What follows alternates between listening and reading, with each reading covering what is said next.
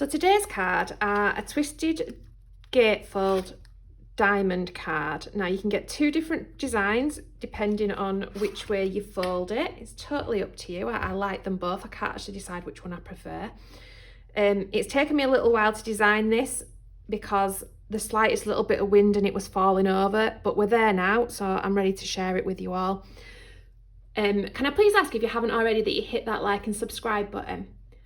So to begin to make the card base, to start with, you want a sheet of card which measures 5.5 by 10 inch, and you're going to score that at 1, at 3, at 7 and at 9.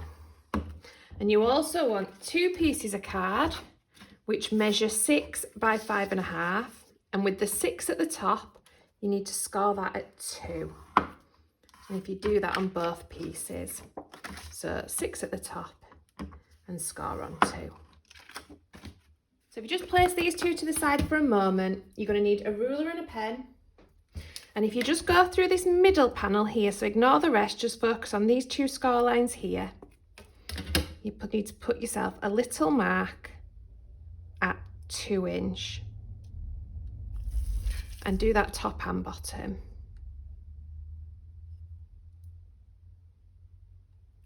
You're then going to score from that little point there to this bottom corner here. Ignore this panel, this bottom corner of the score line.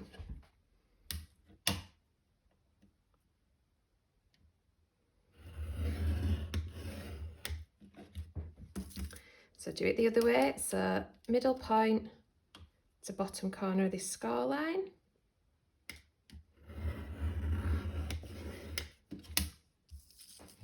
And same this side. So from my mark there to the bottom of my score line here. And same on this bit. I don't know what's stuck to my mat.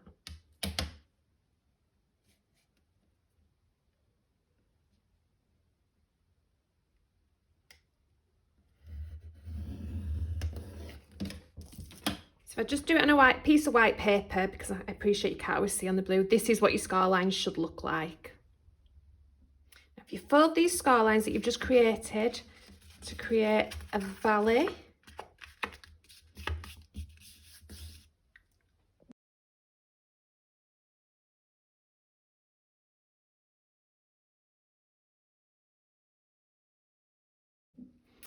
fold these ones towards you.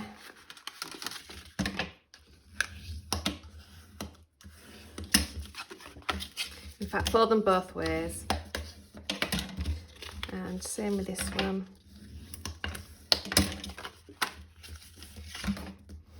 And then that should just leave our middle score line here. And again, you're going to fold it both ways.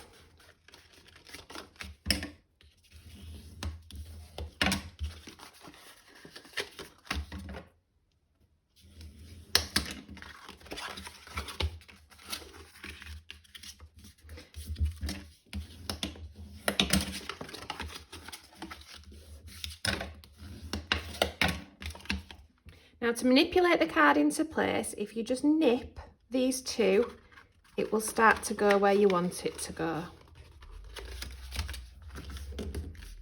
Just like so. So if you want it to go backwards, nip it the other way. But I want this one to come forward, so I'm just going to nip it together.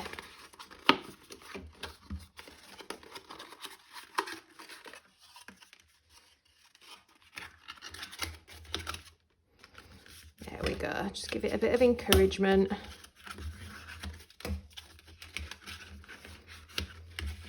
And then we'll put on our winged gatefold part. So to create that, you're going to bring in your other two pieces and you're going to score from the top of this score line here to your bottom outer corner. And you're going to do that on both.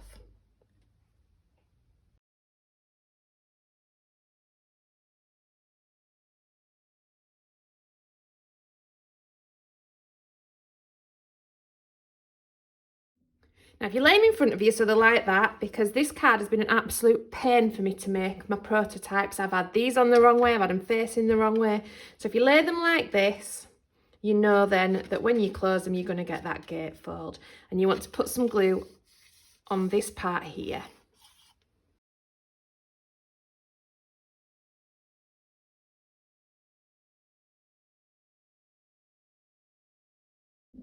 And what you want to do is you want this bit to go behind, and you want to pull this right up to that seam. Make sure that you line it up.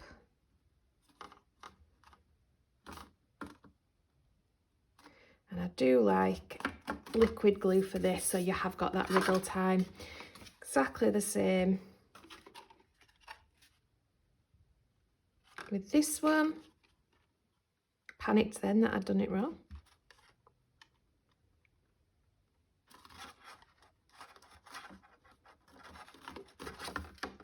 And then when it folds,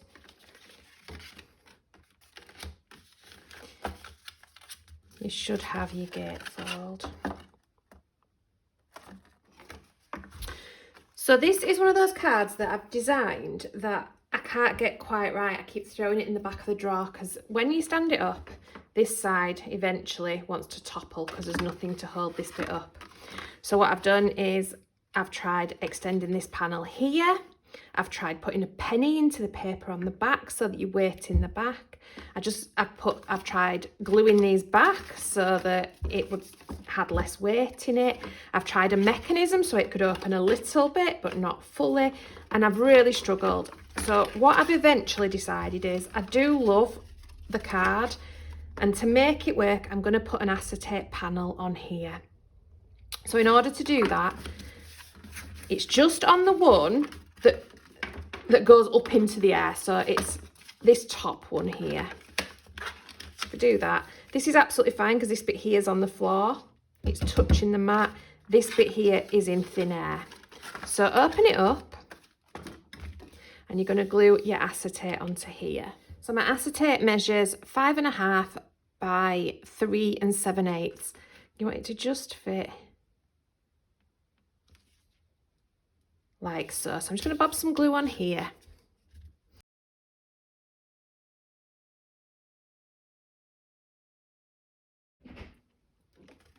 So I'm just going to bob that to one side to dry while we sort out the decorations. And for that I'm using Mats and Layers. And I am going to use a selection of silver and pink. You might want them all the same, but you want to get yourself 1, 2, 3, 4, 5, 6 rectangles, and these measure 5.25 by 3 3/4. And on the back of them, on 3, you want to draw yourself a line so you're corner to corner. And then on the other 3, you want to draw yourself a diamond. Now I'll show you how to do that. So to draw your diamond, you want to put yourself a mark at 1 7/8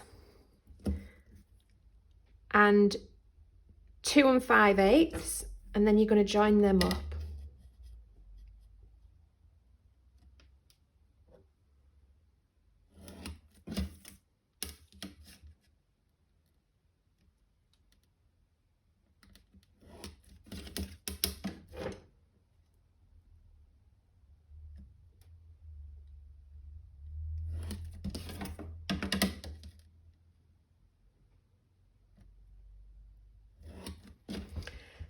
Now for one of them you just want to put a line down the middle, one of them you want to leave plain.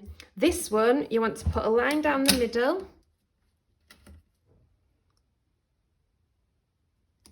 horizontally, and a line down the middle vertically. And then what you're going to do is every line you've drawn, you're going to cut. Make sure that you keep these corners of this one because these are going to create these pieces here. So you'll get all 8 out of one piece. It doesn't matter so much with these ones.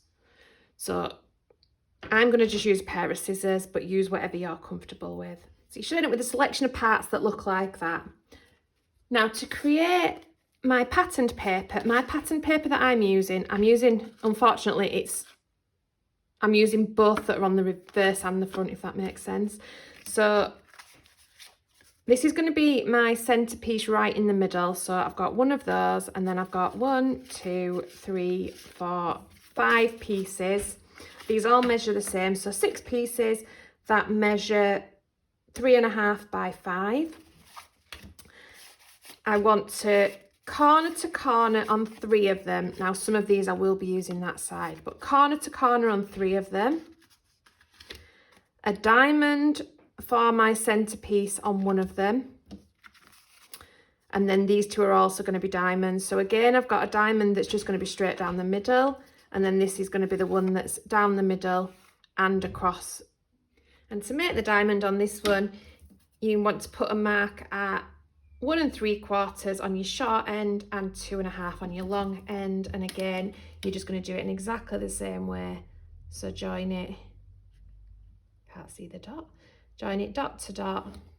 And then your final mats and layers. So this, my glitter measures 1 3/4 by 5.25, and my pattern is 1.5 by 5. So I'm going to get them cut out for you, and I'll get it all stuck together as mats and layers, and then I'll show you what I'm doing. So I'm just going to let my mats and layers dry so that they're not moving while I'm trying to get them in place. But in my prototype, I have this on a little acetate panel. So I'll just show you how I made that. So a piece of acetate, which is 2 inch by 1.5, and I'm just going to glue that onto here before I put those mats and layers on. So it's about there, and then when it closes over,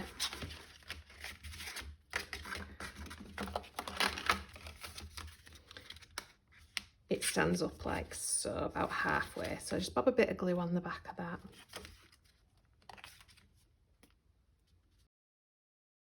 So I've left my mats and layers 10 minutes, so I know they're going to dry, because otherwise they'll all be wonky, because my fingers will be in the way, and I know what I'm like. So my black full diamond is going to go here. I will speed this bit up, I think, for you, because you're going to be awfully bored watching me do this bit.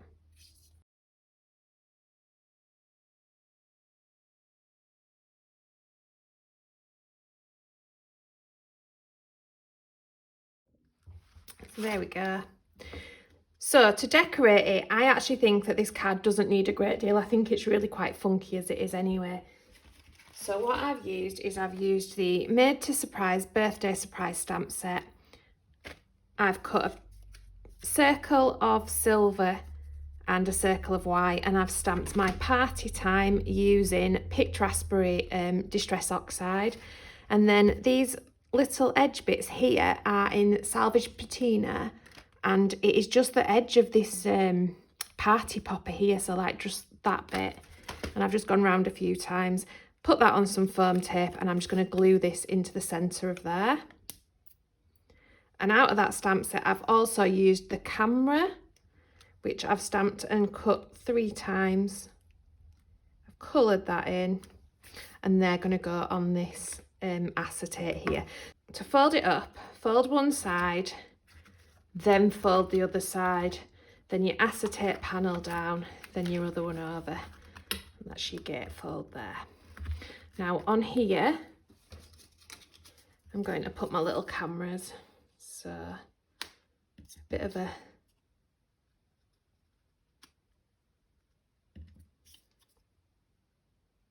I'm going to stick them 2 like that, and then I'm going to put some foam tape on the back of this one, so I'll speed you up. So there you go. This acetate piece here means that it can stand up. You can fold it either way, so you can have it that way or that way.